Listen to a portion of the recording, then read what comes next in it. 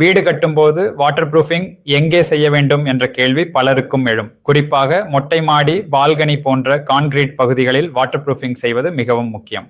ஏனென்றால் மழைக்காலங்களில் தேங்கும் மழைநீர் சரியான முறையில் வெளியேறாவிட்டால் அது கான்கிரீட் வழியாக மெதுவாக கசியத் தொடங்கும். அவ்வாறு கசியும் நீர் கட்டிடத்தின் சுவர்களுக்குள் ஊடுருவி சுவர்களில் ஈரப்பதத்தை ஏற்படுத்தும். இதனால் சுவரில் இருக்கும் பெயிண்ட் உதிர்ந்து பூஞ்சை மற்றும் பாசி உருவாகி வீட்டின் அழகை கெடுக்கும். நாளடைவில் இது கட்டிடத்தின் உறுதித்தன்மையையும் பாதிக்கக்கூடும். எனவே இது போன்ற பாதிப்புகளை தவிர்த்து உங்கள் வீட்டை நீர்க்கசிவு சேதங்களிலிருந்து பாதுகாக்க தரமான வாட்டர் ப்ரூஃபிங் செய்வது இன்றியமையாதது.